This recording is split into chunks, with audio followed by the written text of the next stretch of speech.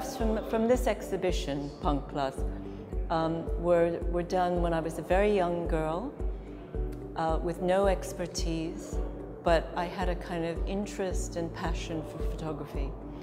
And I managed through meeting all of these sort of punk people just by chance. Was introduced to punk in America almost a year before because I went on the David Bowie tour. My ex-husband was the official photographer, and on that tour I met, you know, all the Andy Warhol factory people, everyone that was doing anything in the city, and it was the very beginning of the Ramones, Blondie. It was quite different to what was happening in England. And then when I came to England, it was like literally the genesis of all of that. And I just felt compelled to document it because it was even more visually exciting. But I seemed to kind of move seamlessly through like a shadow and became quite friendly with a number of the people. But you have to remember it's a time where you're really young and you really don't know what you're doing. But you feel intuitively that it's important and you have the energy to try new things.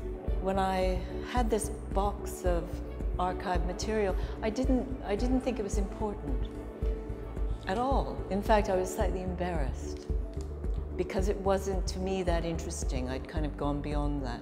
But by chance, as life brings you to these meeting people, I met Fabrice, who is the publisher of my book, over a completely different project. Some other archive pictures, but from the 80s of Marianne Faithfull that I did. And he persisted in asking me to show the work.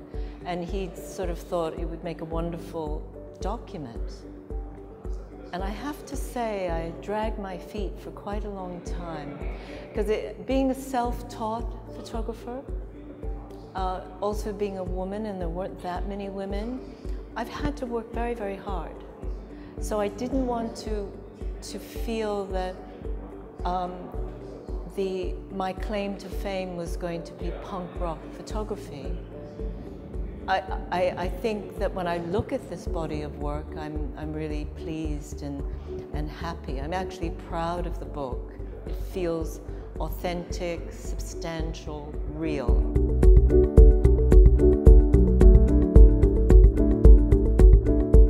I think this photograph's very interesting. It's interesting because I was photographing Jordan, who used to work in the shop.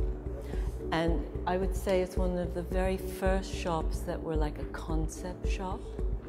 The inside of the shop had anarchic poetry. It had clothes like bondage trousers. It was very provocative. It was also very dark. Now you have places like Abercrombie and Fitch that are dark, and there's sort of male models with no clothes on. But no one was doing that then.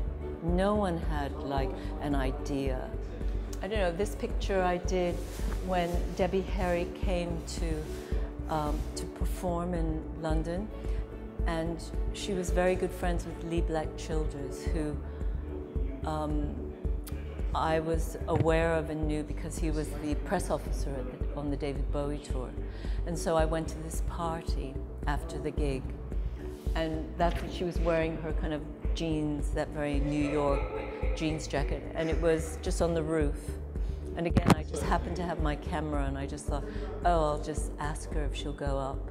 And it's just like one roll of film, but I think it's captured that real rock and roll spirit.